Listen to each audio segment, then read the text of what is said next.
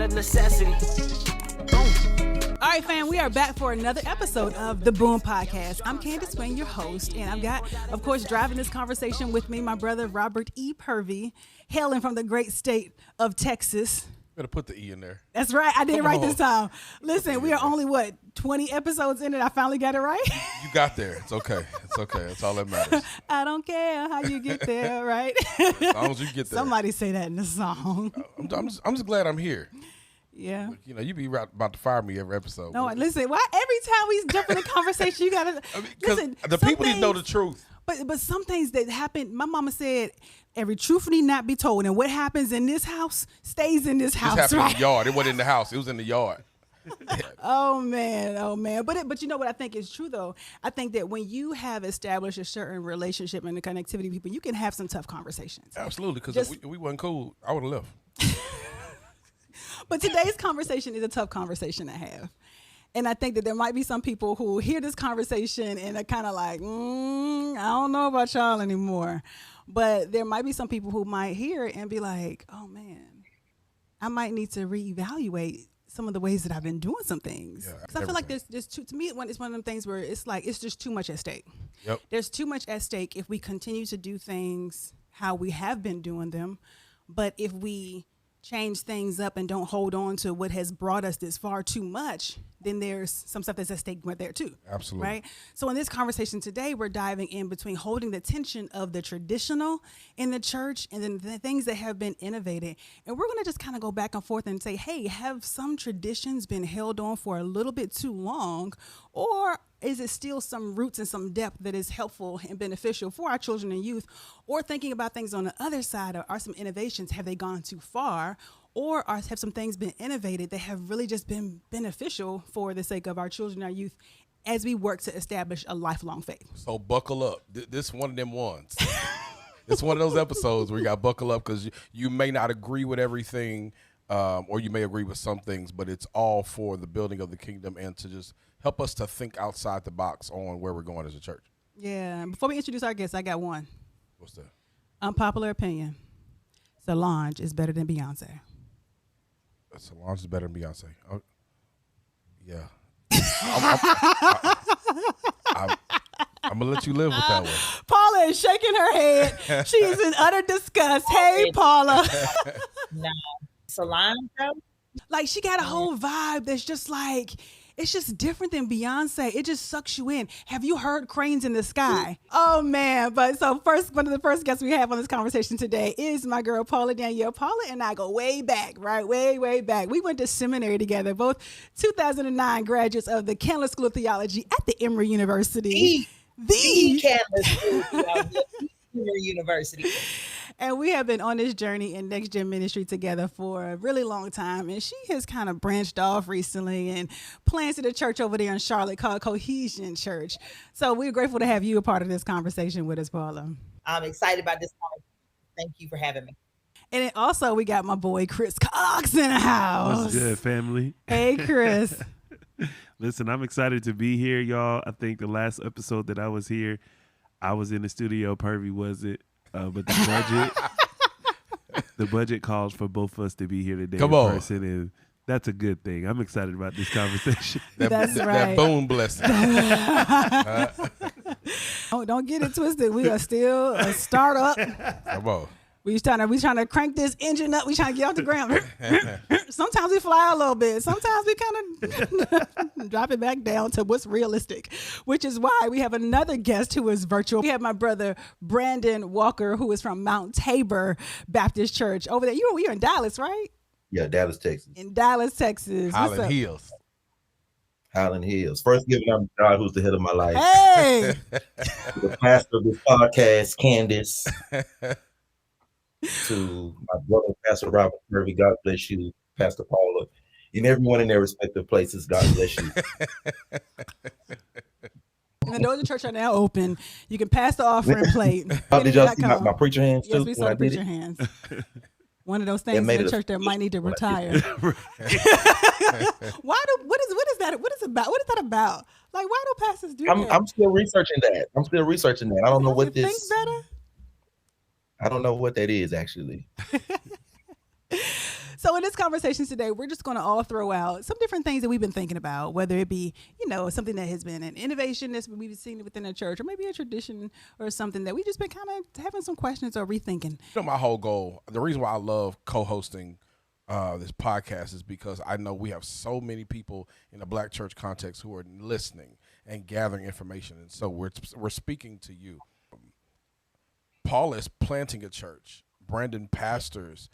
He's a millennial that pastors a traditional church in Dallas, Texas. And so I'm eager to hear about their perspectives. And then Chris and I are OGs in the next gen ministry space, and just seeing new leaders come up and seeing church do things differently and see churches not necessarily care about next gen. And so I'm just excited for this conversation and where it can go. Mm-hmm. Here's what I'm thinking. I feel like we have overcomplicated what an everyday relationship with God looks like. Yeah. And I feel like it has planted seeds within children that you got to be praying for 4 hours a day, that you got to be reading a whole book of the Bible every day. And I feel like it has, even the ways that we talk about spiritual disciplines, I feel like it's very boxed, right? There's not really much space for the creative and our creator God to use the arts when it comes to spiritual disciplines, right? When I was growing up, it was like you connect with God through prayer, through fasting, and through reading your word. And and maybe worship in church, like, some music or something. But if it's not that, then you're not connecting with God. And I think that we've set this standard or this expectation that it has to look a certain way that has turned some people off and made some people feel like a relationship with God is unattainable. And so what that's done in my mind is it creates these children who grow up to be teenagers, and these teenagers who grow up to be adults, and these adults who still have a hard time trying to connect with God and trying to have a relationship with God because they feel like, I got to be spending 4 hours in prayer. I got to fast with no food from, for 40 days like Jesus did. But the reality is, like, only people who are spending that much time in prayer every day is a monk. Right? And I feel like God sees the fact that you got to go to school, you got to go to work. I feel like God sees the reality of our lives and honors that. And I feel like with God honoring that, there's other ways of us spending time with God and showing God that we care about God by tending to the things that God has blessed us with. Like the opportunity to go to school, like the opportunity of having a job, right? I mean, that's just what I'm thinking. I want to throw the question to Paula first. I think out of all of us, Paula has young adults she's raised. So your kids are young millennials. Gen Z. They're Gen Z. Yeah. So I would like to answer that question. Like, how do you think the church is complicated, honoring God, following God? Because I think you being a believer yourself, but raising young people who are probably walking through that now. So I want to throw that to you. Candace, I think you're absolutely right. That we have complicated what it means to follow God. And Purdy, you can call me P. It's fine. Pastor P, Pastor Paula P, it's whatever. But I think one of the things is traditionally our community has needed to be dependent on church, and we have equated God and church and made them synonymous. And so as pastors, younger pastors, we've inherited this idea of teaching people that the only way to be discipled is if all of their discipleship activity anchors them back to Sunday morning service. And while Sunday morning service is important, we live in a world that makes it very difficult for some people to get to Sunday morning service. And so if everything comes back to, well, I'm not praying because I'm not going to church. I'm not reading my Bible because I'm not going to church. I miss the church fast. I miss this. I miss that. And everything comes back to church and not necessarily God and faith, then we are erecting a hurdle that some people just practically cannot get around. Yes, when it comes to kids and teens, their lives are busier than any other generation that came before them. They have more opportunities than we have, and definitely than the generations before us. Praise God for the elders and the ancestors that paved the way. But with that benefit and with those opportunities, that means the church and Formulated spiritual practices are no longer the center of their lives. We have to teach them how to encounter God as they go about life, as they go about school, as they go about sports, as they go about Girl Scouts, as they go about Boy Scouts, like all the things that they have when they're kids, and then when they're how they go about work, how they go about dating, how you go about life. And I think if we were focused more on teaching our kids and students to pray without ceasing, then they wouldn't feel the need to cease life in order to pray. People are just not going to church the way that they used to. So we do need to implement some practices that help them practice their faith outside of it. But one of the things that I was thinking about, and it's kind of along the same lines, was just this priority and this pressure that we placed on like memorizing scripture or memorizing, biblical truths, and how we can't really utilize, and not necessarily how we can utilize those things. We want to memorize them, but we're not teaching them how to utilize them. And so it's like, I want you to know more about God than I want you to know God. And you only know God as you walk with him. And as you do life with him, you get to actually know him. And some people settled in on, let me go to a Sunday school and just teach you about God. You just need to know everything there is to know about God. And I remember having this this exchange with one of my kids ministry leaders at a previous ministry I was working at, because she was like, we need to get back to teaching them the 10 Commandments and teaching them the books of the Bible, and they need to memorize the books of the Bible. And I'm like, listen, for what these kids are struggling with, their memory of the books of the Bible is not necessarily what's going to be as helpful as what those books say and how those books relate to their lives. That's so real, because how does me knowing the 10 Commandments, or me knowing the books of the Bible, or how many books are in the Bible, or even how about this, knowing in church when to stand and when to sit, and knowing the Apostles' Creed and the Lord's Prayer. Not to say that those things aren't important, but how is that helping me to stand up against peer pressure, bullying? How is that helping me to be able to live out my faith and when real life is happening right in front of me? So if a kids pastor is listening right now, talk a little bit more about what you feel like might be helpful, because I know you got an extensive background in kids ministry, even though you stepped out on us and got demoted to senior pastoring,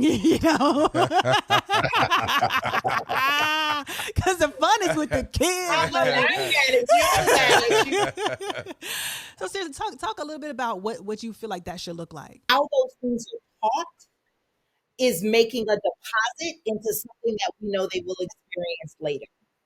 And so no, I'm not saying we need to lecture our kids on the 66 books of the Bible, just for an example, but music, rhyme, and rhythm, there is no trade-off for those things and for laying those blocks. Sesame Street, as old as it is still very much applicable to kids. PBS and all of those. Who's the little the black girl that does the hip hop songs? Oh, Gracie. Oh, yeah.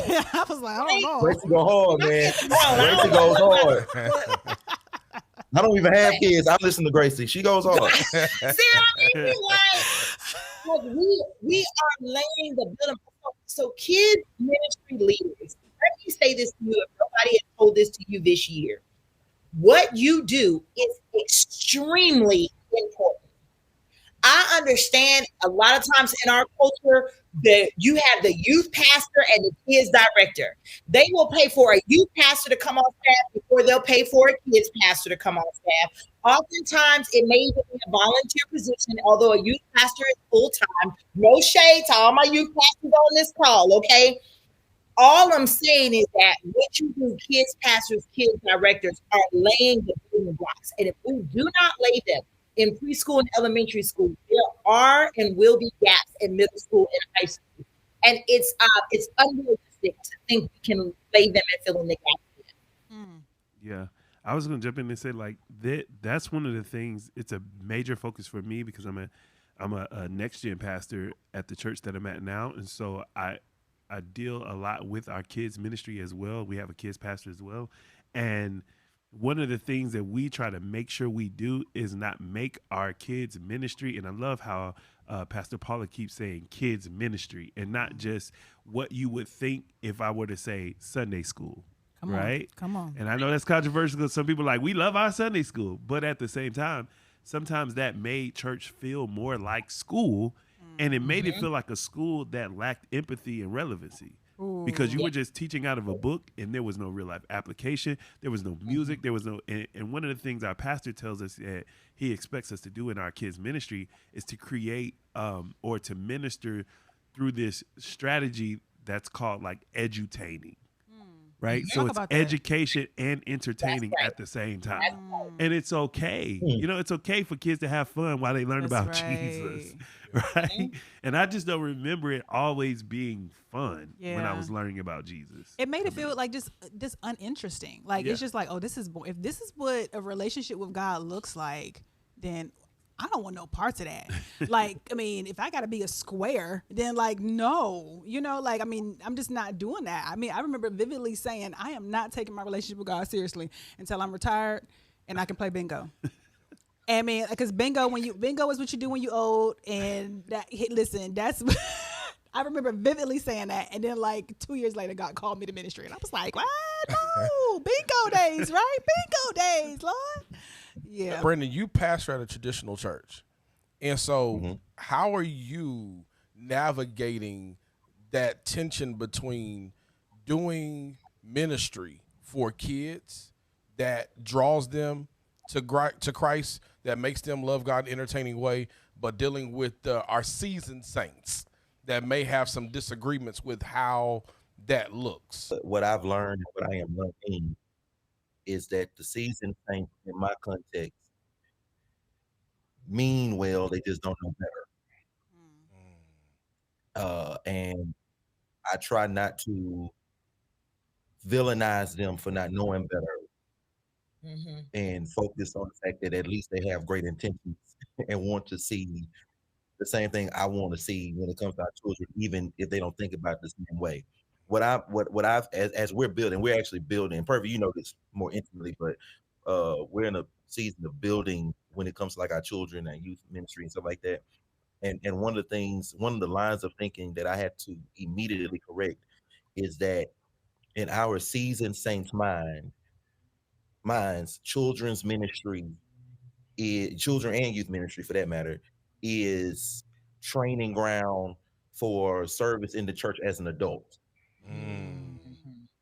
So obviously we're going to teach them the Bible and teach them the books of the Bible and do all this other stuff, but they need to know how to do this, and they need to know, what usher's supposed to do, and they need to know how the deacons handle this, and they need to know. So it's like training in addition to all of the other, spiritual things. It's training ground for, because when it's your turn, you're going to have to count the money. So, and while I do want people to know how to count, Right. no doubt, Right.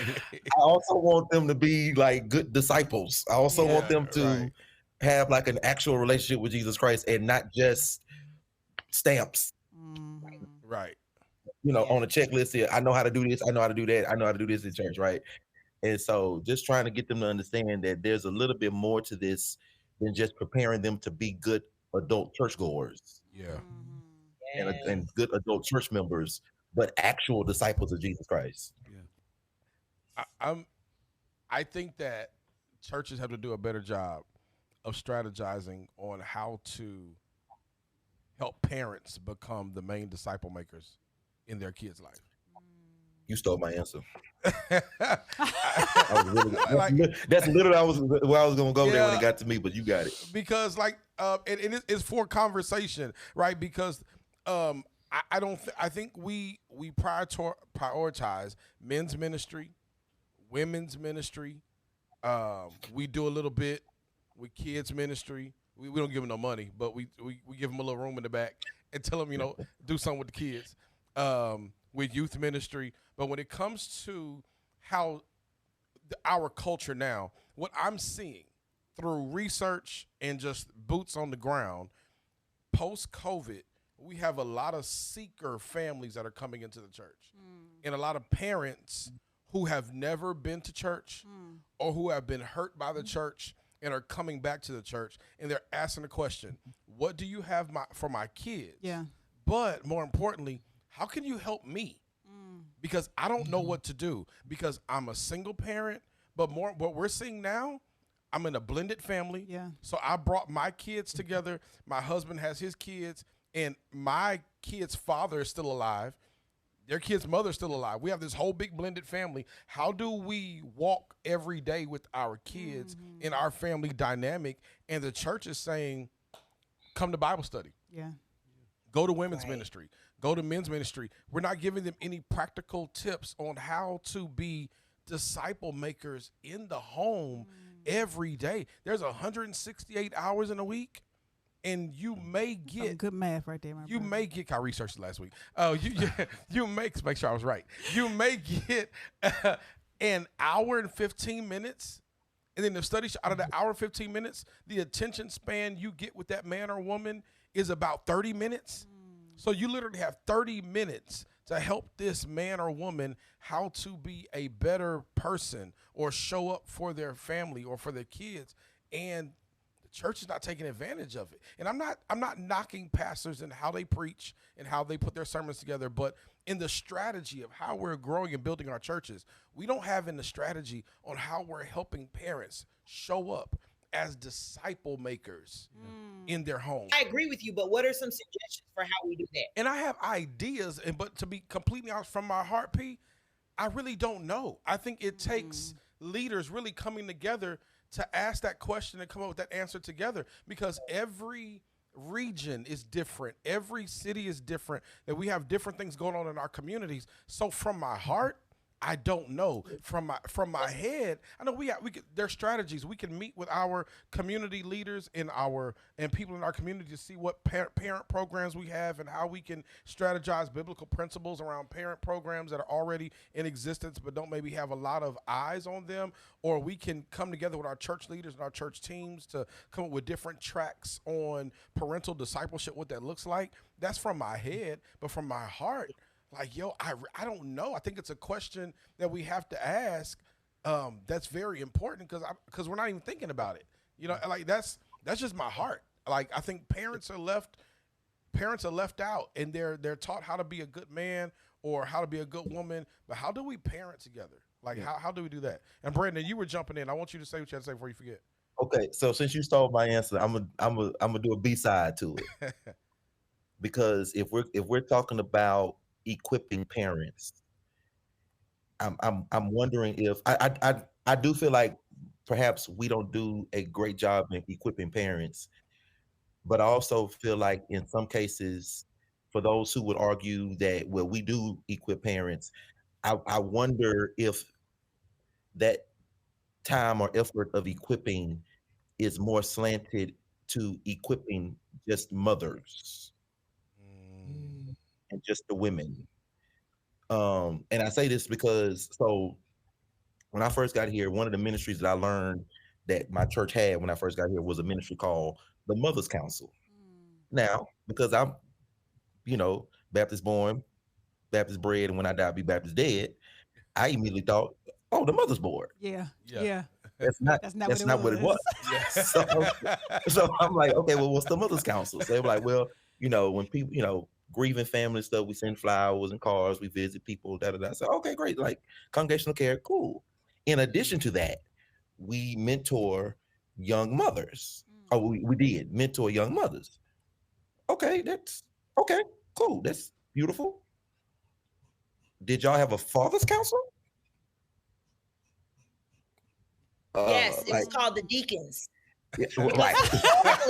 Historically, historically, the African American church, we make room for men everywhere else.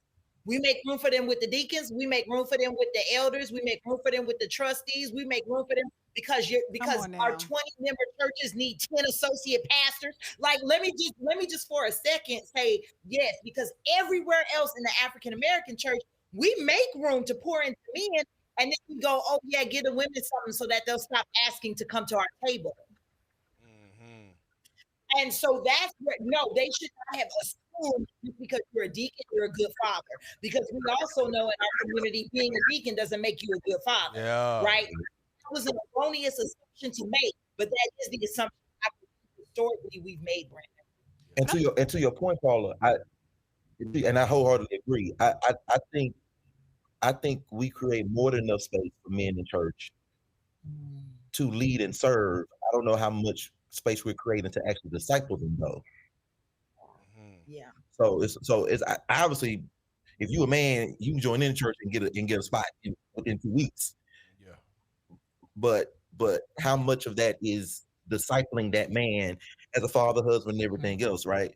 And so, in this quest of trying to figure out how to, equip parents to be disciple makers when it comes to their children, I'm also concerned that, just like most things in church, it'll be slanted I think in a way Yeah. historically, I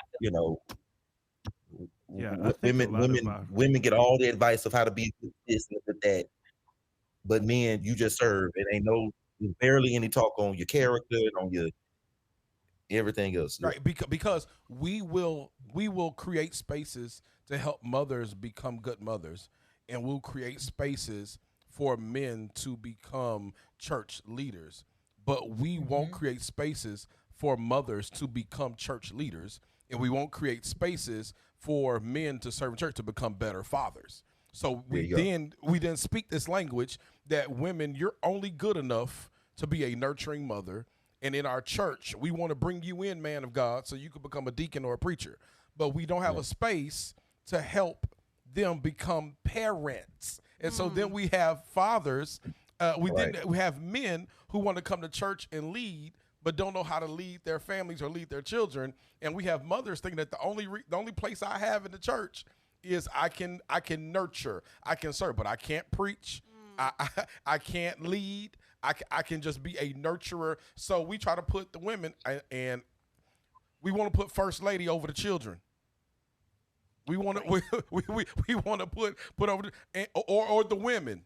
So make sure the women got something. Make sure, but to put in a place of leader. So it's what happens is it speaks this language, and we don't bring parents together, and we end up raising children in our churches that want spaces and places in the church, but will go home and don't respect their mother or their father for being a good man or a good woman.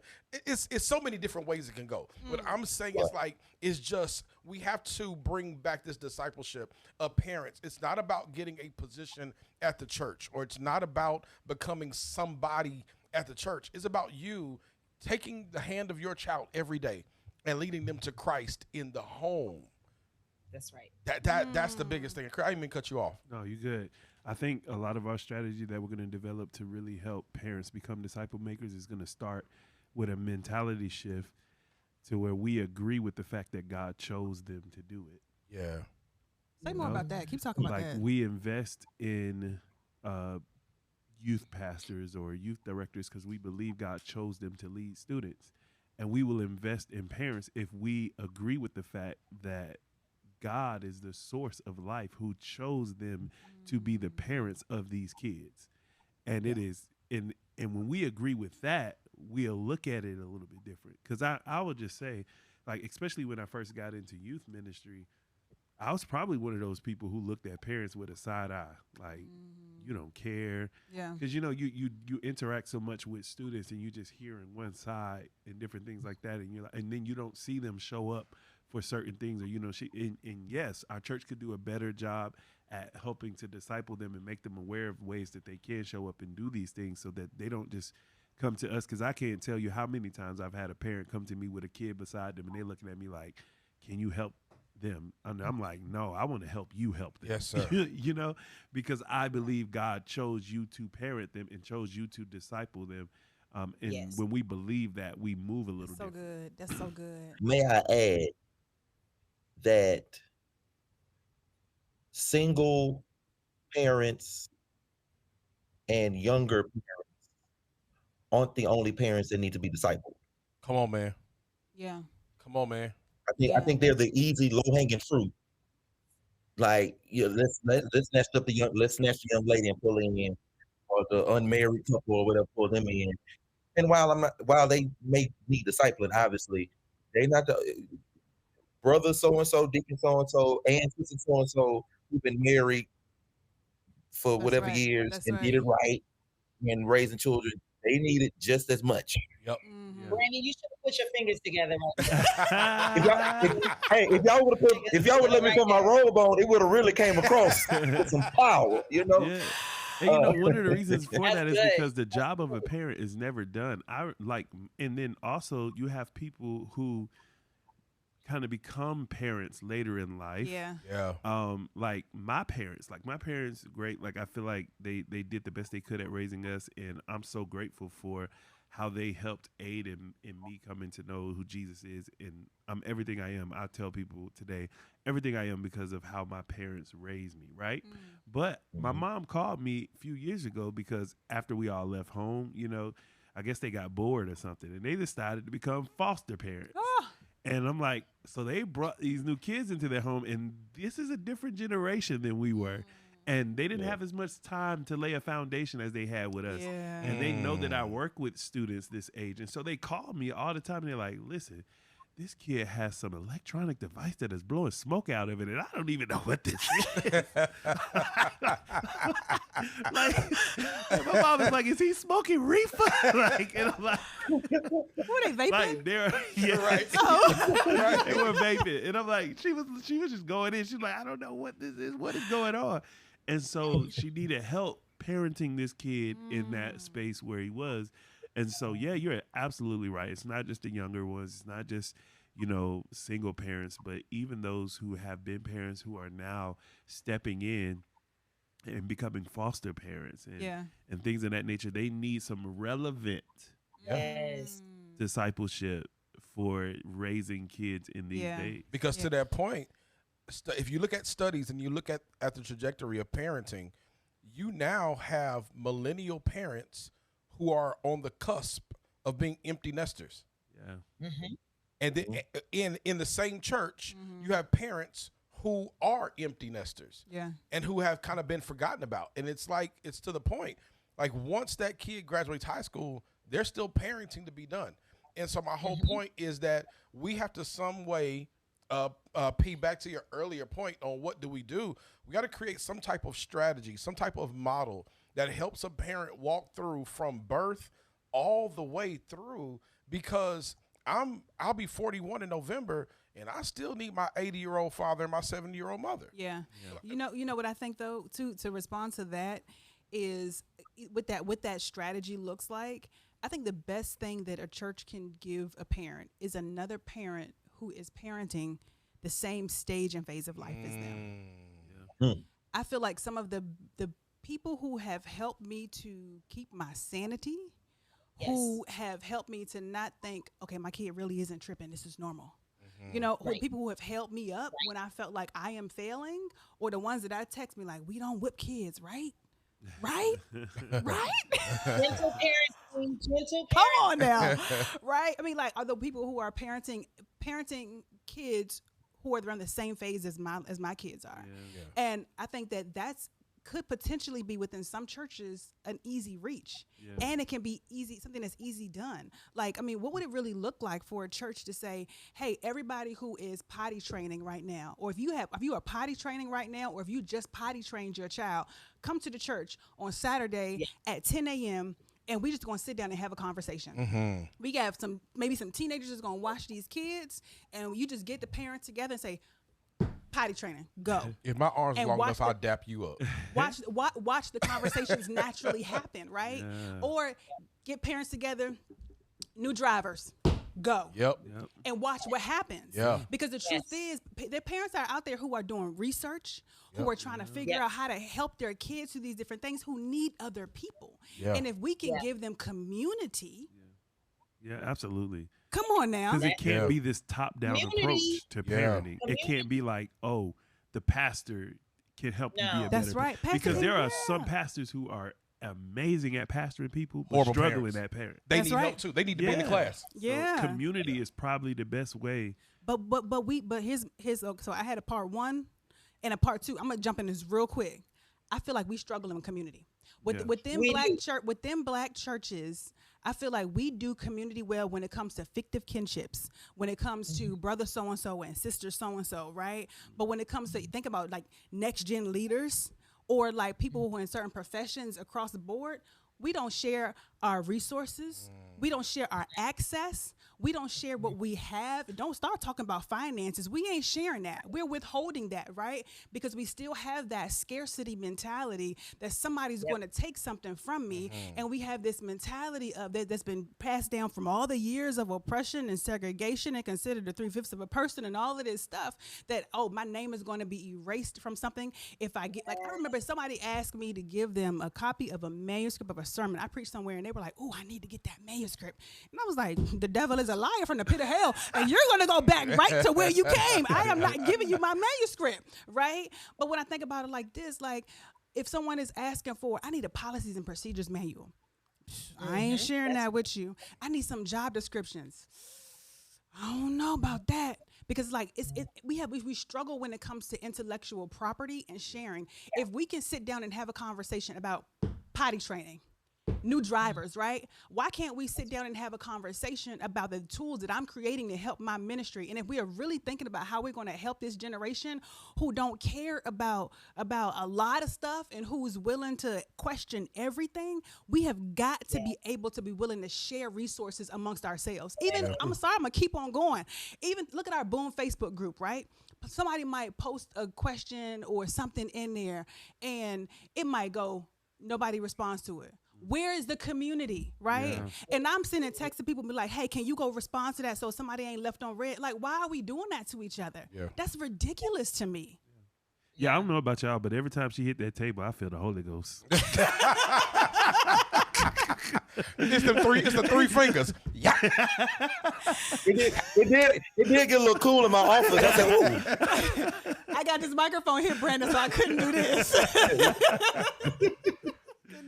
No, that's real. But it's it's so real, and it's so close to my heart because everything you said. I think that when the church begins to care more about parents, I think the church innately begins to care more about kids. Come on, like and it's when you talk about potty training and you talk about parents who drive, it's the recent graduates and it's those who are in college and we're seeing a shift now. You have young grandparents who are having to parent again because because I mean now you have, if grandma is now 45, 46 and she has a 21, 22-year-old or they have a 21, 20-year-old kid who now has a baby. Yes, we need to be discipling parents on how to disciple their kids, but also how we talk about discipleship has got to change. Mm-hmm. Come on. How we talk about discipleship has got to change. How we talk about what it means to follow Jesus. Going back to Candace's first point, what does that mean? Because the days of listing sins about what it means to follow and not follow Jesus, those days are long gone. Mm-hmm. We miss too much. And one of the reasons why we have so many millennials who are not engaged with communities of faith is we spent their generation listing sins that made some feel self-righteous and some feel condemned, and neither one of those edges are good. Neither one of those edges are healthy spiritually. Yeah. So now we have a generation that thinks of following Jesus as following a list and don't understand that sin is anything that gets in the way of their purpose. And so some of us want to go back to raising robots instead of raising purposeful Jesus followers. Ooh, and wow. So this idea of discipling the next generation, we need to be talking about purpose with parents, kids, and parents. Why are you parenting that child that way? Yeah. Because that's really what train up a child in the way they should go really mean. Why are you making that boy play football? He don't want to play football. Yeah. Like, what is the purpose of God on his life? Why do you feel the need to discipline that child, your grandchild that you're raising, the same way you disciplined your 30-year-old? Because if it really worked, maybe you wouldn't be raising your grandchild. I'm just talking about what I'm talking about. Hey, every time y'all say something good, this is it.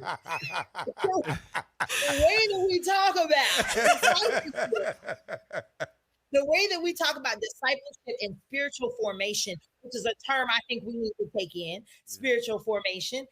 The way we talk about that with parents, with kids, with teens, it's time, and I believe in sin. So please, y'all, don't put off the recording on Boone saying Pastor Paul don't believe. I do believe in sin. But I believe our definition of it is too narrow, and it has crippled the generation that is now leading our churches. Because if you think about it, if you say, "Hey, what are sins?" People will start saying sex, Drinking, alcohol. Yeah. It stopped right there. Them the three. Stop right Them the three. They're not talking about sin is when God told you that you were supposed to stop somebody from bullying somebody else, and you decided that you didn't want your other friends to make fun of you. We're not talking about that as so sin, good. and that is sin too. Yeah, Paula, listen, what you were saying just has me going because I just started a weekly Zoom Bible study with some of our student leaders. It's called the Home Team. And this is exactly what we are talking about. Like, what does it really mean to follow Jesus? And we were reading Luke chapter 9 that said, where Jesus tells them, if anyone desires to come after me, let him deny himself, take up his cross daily and follow me. So it's not just a denial. It's a two-part to really be following Jesus, because even in their minds, when I talked about what does it mean to follow Jesus, I mean, I need to stop doing this. I need to stop doing that. I need to stop. I need to stop. I need to stop. But what do you need to start? Mm-hmm. Yes. And when do you start? On now. Because here's the thing. I told them, I said, you need to deny yourself. But the scripture says, take up your cross. That's when? right. Daily. That's it. So how do I do this daily? Because the cross was Jesus's assignment. The cross was his purpose for coming to the earth. So like, how do I daily take up the cross? How do I daily take up my purpose, my assignment? How am I aware daily of what God is asking of me to follow him? What are the things that I need to start just as much as it is what are the things that I need to stop? And it's until we get conviction about the things we need to start. Come on. Yes. That we will see some of the transformation that we need to see in our schools. I mean, because listen, I went to a school this week, and not even 5 minutes after I got there, I get the word that 30 miles away, there's a school shooting. And I'm thinking to myself, every week I'm unleashing. Yeah. We have at our church, we are blessed to have over 400 middle school and high school students that show up to some of our programming. How am I sending them out to be the type of light in this school that could prevent a shooting like that on their campus? Just because they're aware and they're following Christ daily. They're praying for people. They're encouraging people. They're telling people, they're embracing the outcast. You know what I'm saying? Yeah. So these are the things that I'm super passionate about. So I'm glad you brought that up, Paula, because we do need to change how we talk about discipleship in our church. But I think you said something key in there. You were in the school. Yeah. Because in order to really do discipleship, you have to be willing to go. That's right. Yeah. That's right. Because I think we can't. I mean, you can't just have someone come every so often on Sunday morning when they decide to come to church and think that you're discipling them. Yeah. Like, no. See, there's a report that came out, or research that came out, and they asked. I think Pew Research did it. Pew Research surveyed over 70,000 students and asked who did they trust the most. They didn't trust government. They didn't trust their community leaders. They didn't even trust their parents. 60% said they trusted their teachers and coaches. Wow. You know, Springtide had a report that revealed that same thing. 60%. And teachers and coaches. That leads to something else that we need to change in the church. Like, we need to stop increasing our square footage if we're not going to increase our footprint. Like, we would rather build big buildings than increase our footprint in our communities. Whoa. Say that, run that back. That's something that we were more focused on. And that's why we have a lot of these older churches have these humongous buildings that are not filled yet, because we were more interested in increasing our square footage than we were our footprint. Wow. And people, you got this huge building there, but nobody in your community knows it's there. I'm done. And the doors of the church are now open. We thank you for tuning in to this month's episode of the BOON podcast, because we can drop the mic right there, Chris Cox. Thank you, Paula. Thank you, Brandon. Thank you so much. Thank you, Chris. What is Brandon? And listen, I'm passionate about it. My brother. I'm passionate about it, Candace, because listen, I am seeing some amazing stuff happen in these schools. Like, I had a young lady come up to our table. We just set up a table with Young Life, and all we're doing is giving out candy and just having an opportunity for them to come and say, hey, what do you need prayer for? And a young girl comes up to me and she says, what do I need prayer for? Ooh, I need this because I'm trying to come to Jesus. Yes. Not I'm No, trying to come to your church. I'm trying to come to Jesus. So I'm like, let me bring Jesus to your school so you don't have to travel far to get to him. You know what I'm saying?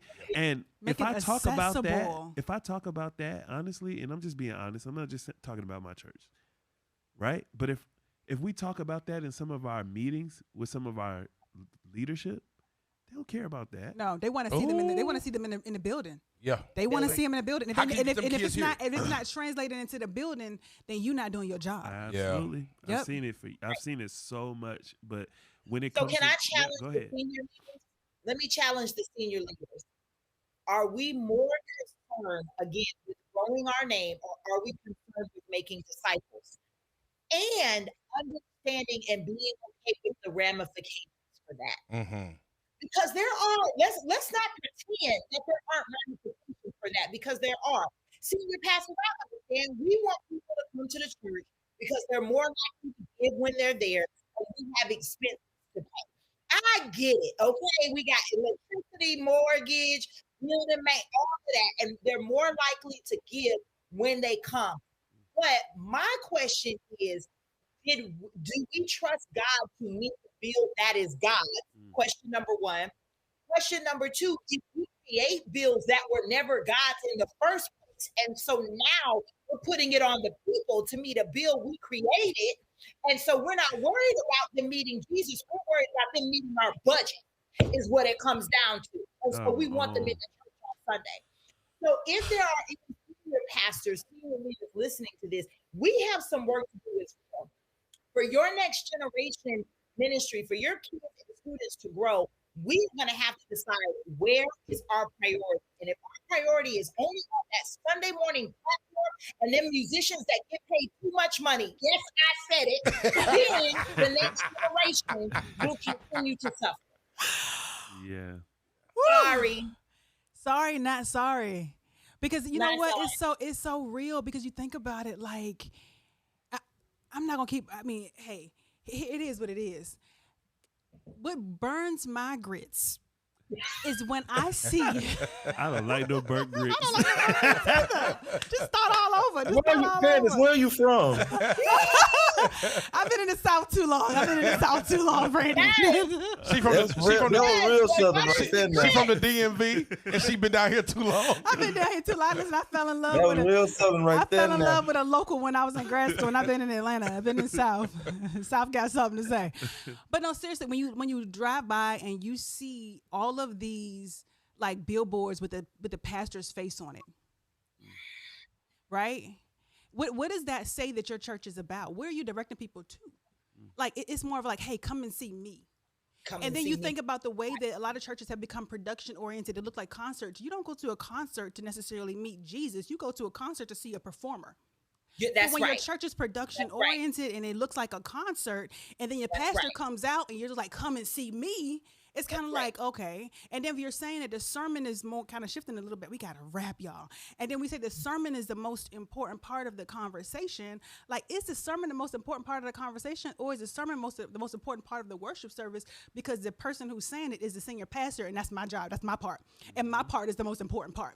Right. But you never know how a pastor might be able to, or how God might be able to use a word that is said by a worship leader, or a word that is read within the scripture, even the call to worship, right? A doxology to meet the needs of somebody that might be in the pews that day. But when we prioritize the preacher in this moment, and we're not necessarily holding reverence and holding up the entire service, then you know, like what are we really doing, and what are we showing that our focus is on within these churches? So like, it's not about you. Yeah. It has never been about us. It is not about us. It's about how are we, everything that we're doing, how are we pointing them back to Christ? How are we helping people to edify their lives? A lot of parents nowadays, and what parents need, a lot of parents are talking about, how can we break generational curses? How can we break generational curses? Yeah. How can I not have my kids live through the same debt as me, the same struggles as me, the same situations as me? Like, what are we really doing within our churches to help parents to be able to alleviate some of those pressures in not necessarily making it about you and your ministry? Yeah. But and I think we have to be willing to be uncomfortable enough to take risk.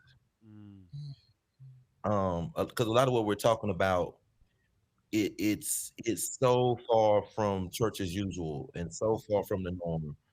And as church leaders, and I'm even saying this in some ways for myself, you have to be willing to get uncomfortable, to take risk, to take hits, Yeah. to take criticism, to risk certain people not supporting, That's to and a slew of other things.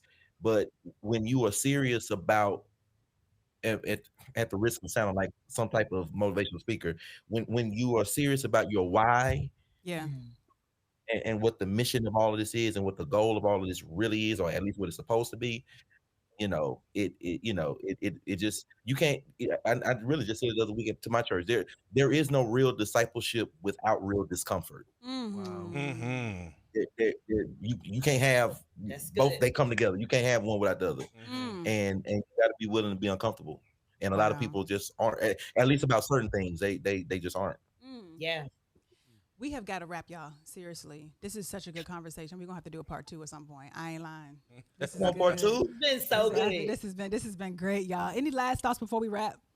I think everything we all said goes back to it. And listeners, if you're listening and you're leading in next gen spaces in Black churches, hear the conversation and realize this: you are necessary, you do matter, and keep doing what you're doing, even if it feels like nobody's listening. Come on now.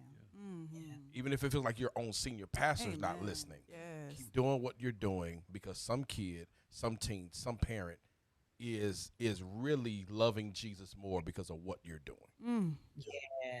Yeah. Yeah. I would just leave you with, like, listen, the church is alive, it's growing, and it's necessary that we unlearn just as much as we learn. And so we have to be open and willing to do that and stay submitted to God, who is not just this frozen in time being, but he is still alive, and he is still teaching us new things. He's still revealing things about Yeah. himself. They say God never changed, and I don't believe that he's changed, but he does reveal certain aspects about himself in further, like in future seasons, that he doesn't right now. Yeah. And we'll think that we've learned enough about him to where we can just stay in one space. But God is like, I'm ready to show you something new about Right. me. Yes. Yeah. That it doesn't mean I've changed, but it's just like, I'm ready to show you another part of me that you haven't explored yet. And we have to be willing to go on that journey with him. Paula, Brandon, y'all got anything? Remember that the fruit of what you produce, one, it's for you, it's for somebody else. And you never know where that fruit will show up, and you may not get the benefit of seeing it. Yeah. Believe by faith that the seeds you are depositing will grow and bring forth fruit, even if you're not around to see the results. Keep doing what you're doing. And I would say to, like, a senior pastor, the same God that you trust to give you power to preach your sermons is the same God that is powerful enough to change the hearts of the people that you're intimidated by. You know, when it comes to the pushback you're scared of, when it comes to the risk that you're scared to take, the same God that gives you all that anointing to preach your great sermons, he can change hearts, Yeah. and he knows how to use Pharaoh to still accomplish his purpose. Whew. Yes. Mission accomplished. This has been a great episode. I'm so grateful for all of y'all being a part of this. I think this is some essential conversation that is needed to be had. And if you are still wrestling with this conversation, I encourage you, head over to the BOON Community Facebook group and drop some thoughts there. Or, we have Zoom conversations twice a month where we have conversations like this. Jump on one of our Zoom conversations and wrestle with some of this with us. Because I think that, like I said, the best thing that churches can give a parent is another parent who's parenting at that phase. I think that the best thing that we can give each other who are in this journey of next gen ministry is another person who's doing the work that you're doing. So find some community if you don't have it. Within BOON, we are working to establish and build that community for you. So I encourage you to tap in as you are able. But until next time, peace.